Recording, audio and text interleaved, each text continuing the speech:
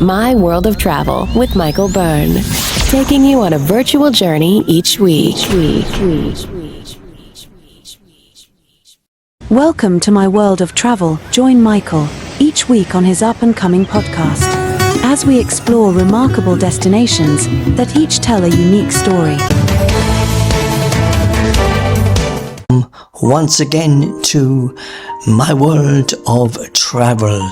Well, I hope that you've had a wonderful Christmas and that you are now rested and ready for the brand new year 2026. A lot's gonna happen. Now, we have had lots of inquiries about various things on holiday, and of course over the last few weeks I have been working myself with guests in various hotels. But I just want to tell you we have a lot of emails. Now the email address is down below, as you can see. It's myworldoftravel@outlook.ie. Please send all your questions to that email, not on Facebook or on the messenger, okay? Because then I can answer them. We've got quite a few to get through, so I've selected 10 of the questions and I have all the answers here ready for you. So are we ready to go? Have you rested enough for Christmas? Welcome to My World of Travel with Michael. Now after this podcast, of course, we will be going on a virtual journey, and I'm not going to tell you where we will be going. It will be a mystery, okay? But off we go. First of all, I want to thank you all before Christmas, those who did enter and who wrote questions. Lots of them were repeats, so I had to sort them out over the last week. But here we are. This is podcast number 5, okay? Now, our first question is from Linda, and she's down there in Cork. I've lived there myself quite a while. Will I have to get a vaccination? Well, now we have the answers here. We have everything here ready to go, okay? Now, first of all, as you can see, I've even taken the time to type out the answers for you. Which vaccination will I need? Well, many destinations don't need vaccinations, okay? That's one thing. But some places such as India, Vietnam, Indonesia and Cambodia will require you to take a trip to the doctor's surgery for your jabs. Vaccinations for cholera, diphtheria, polio and tetanus boosters, hepatitis A, combined hepatitis A and B, and typhoid, of course, in some countries. It's wise to seek your doctor's advice around 8 weeks before you travel. Your doctor should also talk to you about anti-malaria drugs if needed, and how your vaccination will affect any other medication you may be taking. If you are concerned you've left it too late to get an appointment, you can arrange to get your jabs in a private clinic. But this can be expensive. Now, so my advice to you is to go to the doctor at least 8 weeks before you are due to travel, and just ask him, tell him what country you're going to, and ask him which vaccination you will need. That's the question there. I hope that will answer your question there, Linda from Cork. Okay, and vaccination is quite simple.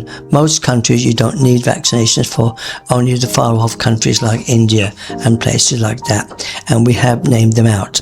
Okay, our second question is from John, and he's from Sligo. Welcome, John, to My World of Travel. What size should our cabin bags be?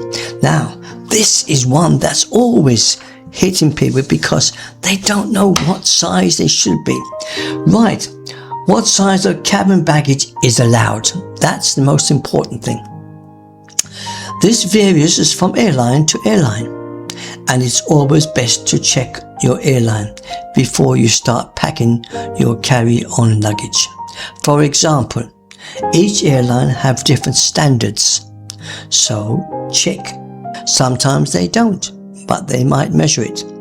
And if it's too large, they'll pop it into their hold. This is inconvenient for many reasons, the most pressing being that the airline may charge you for stashing the bag in the hold, so you will have to pay for that extra case. This also means that you could be left without your phone or iPad or any books that you may want to read during the flight because you packed them into a case that is too big and is not classed as hand luggage. However, there are a few sneaky tips and tricks you can use. You're normally allowed to carry one bag of duty-free shopping. So if you're desperate and the bag's unsealed, you can pop some items in there if you're running low on space. So there's a few tips about what size of the cabin. Now, I hope that answers your question. Okay, from John from Sligo. Now, Timothy from Brighton in England, passport, is there a limit? Now, most countries stipulate that your passport is valid for at least 6 months after the date that your trip ends. If your passport expires sooner, you should renew it as soon as possible. You can renew your passport at any time, but it can take up to 3 weeks, and your request can be delayed if you haven't provided the correct information. It will cost you if you use the post office passport check and send scheme. It doesn't matter if you have some extra time left on your existing passport. When you renew, the time left is added onto your new one, up to the maximum of 9 months. So, Timothy from Brighton, that's your questions answered about passport. Is there a limit? My advice to you is to always check your passport expiring date and get it renewed. I got mine renewed there a few weeks ago and it didn't take me that long, but now it's up to date. So that's very important. Now, from Lillian from Croydon. Hi Lillian, and welcome to my world of travel. You're talking about liquids in the hand luggage. Now, we have heard so much on the media about they will be stopping the restriction, but we do not know yet. So what about liquids in my hand luggage? That was the question from Lillian. Okay, much like your cabin baggage allowance, airports are normally notoriously stringent when it comes to liquids in the carrier or on luggage. Each bottle or container must be no more than 100 mils and must be carried in a single transparent resealable plastic bag. These are normally supplied for free at the airport. These rules are changing at some airports, so do check before you do book your flight. Don't think that your life would be easier if you just breeze through and buy toiletries from Boots. You'll be charged double. It's easier to buy a set of empty plastic bottles before you leave. Primark or Superdrug stock these. And decant your own shampoo, conditioner and shower gel. Don't forget that you're only allowed to use one plastic bag, and makeup counts as a liquid, a paste or a gel, so only pack what you really need. But I think they are changing some airports, so do check about it. But it is very important. Don't carry too much, because you can buy most of those items in the resort you're going to, the country. So do check. Always check the country you are going to. You might have to save a lot of money. You might not need all these plastic bags. Okay? Now, that's from Lillian from Croydon. Liquids in the hand luggage. Now, Sam from Southgate. Best way to pack for your holiday? Well, how can I pack effectively? Well, packing is very important. It's a skill in itself. Don't just throw everything into your suitcase and sit on it. Firstly, find all the clothes that you want to take. Then put half of them back. You're now ready to pack for 3 to 5 day trips. Clothes. But the secret is I've written down a lot of items there, but the secret is think of where you're going. Okay, will you be in shorts mostly? If it's going to a warm climate, you might need warm clothes at night time or first thing in the morning, a cardigan or something. So it's all to do with sensibility. Okay, how can I pack effectively? Well, there's some ideas about packing. Okay, but it's quite self-explanatory. Just pack what you need. Don't overpack because you'll end up paying loads of money. Okay, right, that was from Sam in Southgate. Best way to pack for your holiday. I hope I've given you nice tips there. Now, Jacqueline from Manchester. Will I need holiday insurance? Well, of course you will. Yes, you do. A lot of people think about their EHIC card will do the job if they fall ill or have an accident abroad. But sadly, this isn't the case. The same goes for credit card accident covers and private health insurance. They're unlikely to give you the protection you need if something happens while you're abroad.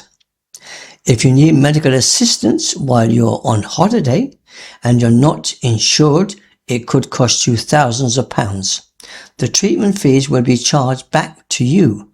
Not only does travel insurance make sure you'll receive the best treatment as quickly as possible, but it also takes care of any cost if you have missed your flight home and have to book another one. It's a simple, effective way of making sure you can travel with peace of mind, knowing you will be taken care of if something unexpected happens. But my idea is for you to pick the right holiday insurance. Check it out. Check what it does cover and what it does not cover.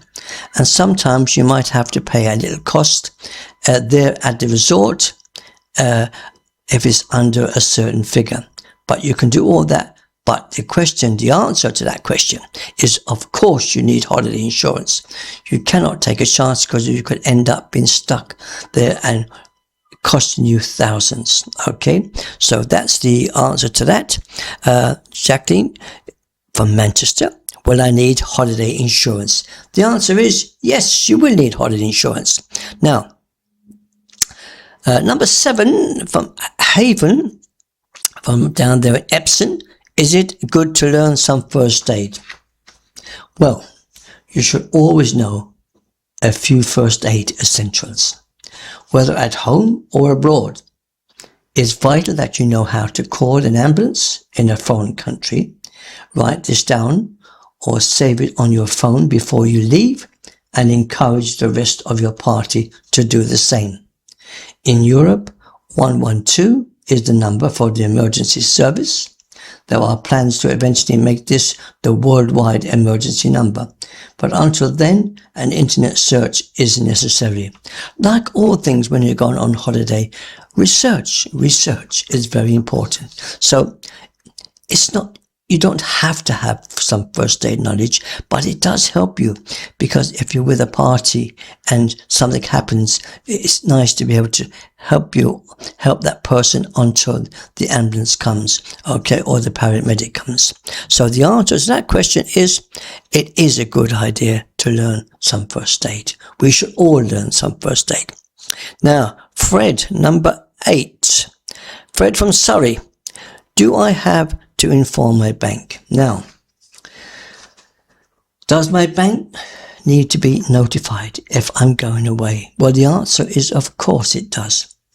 If your bank recognizes that your card is being used in an unfamiliar place and your spending patterns have changed, shopping, eating out, etc., it may stop or delay granting authorization for payments. The transaction may not be totally stopped, but it can mean you have to phone the bank to confirm who and where you are, which can be unnecessary hassle. Not all banks need to be told you're going away, but money-saving experts recommend that banks do. To me, banks will always have to be notified where you are going, because you remember, if they see an unusual spending pattern, they would immediately block that card, thinking that is a fraud. And that's happened a lot in many countries. Okay, so I hope that answers your question, Fred, from Surrey. Do I have to inform my bank? The answer is yes, you do. At least 3 to 4 weeks before you go. And do tell him the country you are going. Now, number 9 from Pauline from Birmingham. Will my home be safe? What can I do? Now, can I make sure my home is safe? Of course you can. You could ask a family member or close friend to move in and watch your property. But if that's not possible, there are some precautions you can take. Keep your up-and-coming holiday off your social media accounts and encourage your family to do the same. You'll never know who's reading your post. Make sure your mail isn't stacking up. You can arrange to have it delivered to your local post office and cancel milk and paper deliveries. You should always check the entire property from top to bottom and ensure that all windows and exterior doors are locked before you leave, and switch on your alarm. Now, the most important thing, I think, people always advertise their status and like to brag about going on holiday. Please do not do that, because everybody is reading, and if they know you're away for a week, then you are having a problem, okay? So please just remember that. Now, so that's answer to Fred. So do I have to, Pauline, shall I say, from Birmingham, will my home be safe? What can I do? Our final question from Eileen from Liverpool, airport parking. Now, airport parking is one that always gets people into trouble, okay? Because they don't know where to go in the airport. So it's always worth to look into pre-booking your airport parking. Not only will you save money in the long run, but you're also guaranteed a space. There are normally 3 main types of airport parking for you. Transfers and from the airport are arranged via bus or coach. This is much cheaper, but can it take longer? So make sure you leave plenty of time for the transfer on your outbound journey. Hotel parking, hotel stays before a big flight are a great idea. Arrive that night before parking your car, spend a leisurely evening in a hotel, and get quick transfers to the airport the next day. No more super early starts on worrying about traffic jams. Now, parking your car is very important, okay? Always remember where you parked your car for a start. And if you can take a photograph, it will help you on the way back, because sometimes you might be the only car that's parked there. And when you arrive back from your holiday after a week or 2 weeks, you will find maybe 100 cars, and then you've got to go and search for them. So parking your cars is very important. So Aline from Liverpool, I hope that answers your questions. Now there's our 10 questions for this week. I want to thank you all for taking the time. My World of Travel at outlook.ie is the email that you have to send in your questions to me. Now, as I promised you, I will be back next week with another podcast. And now it's time to go to our virtual journey. Where we will go this week, you will find out. So from me, Michael, thank you very much for tuning in to My World of Travel. And I hope that I've answered some of your questions. Now, this will be also on my Tube channel, so you can always download it and keep it. It's very handy. The main thing about holidays is to research, okay? Research all the questions you might have. Half of them will be answered if you do the research. Go to the airport, go to the hotel. So for me, it's nearly time, 20 minutes. Oh, just over the time. But for me, Michael, want to wish you all a fantastic week, and I look forward to meeting you again next week. In the meantime, from Michael, bye for now, and thank you for tuning in to My World of Travel. It is now time for your virtual journey. Let's see where you will go.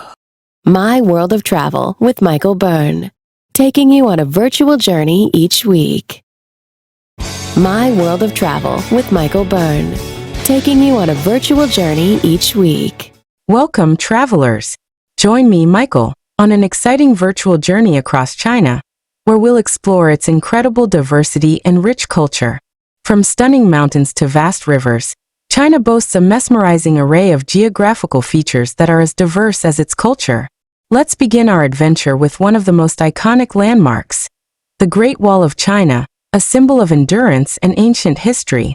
China's cultural richness shines during its festivals. Join us as we celebrate customs that date back thousands of years.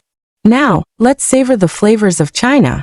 From dumplings to Peking duck, we'll discover the culinary treasures that make this cuisine world-renowned. Experience the contrast between China's modern city life in Beijing and the timeless charm of ancient Lijiang. Art is ingrained in Chinese culture. Let's dive into the mesmerizing world of calligraphy, painting, and vibrant opera performances. China's journey into the modern age has reshaped the global economy. Let's explore how this nation is making its mark on the world stage. Planning a trip to China? Here are some essential do's and don'ts to ensure you have the best experience when visiting. Our journey through China has come to an end, but I invite you to share your own adventures in the comments with Michael. Email paulmusicum@yahoo.co.uk. My World of Travel with Michael Byrne, taking you on a virtual journey each week.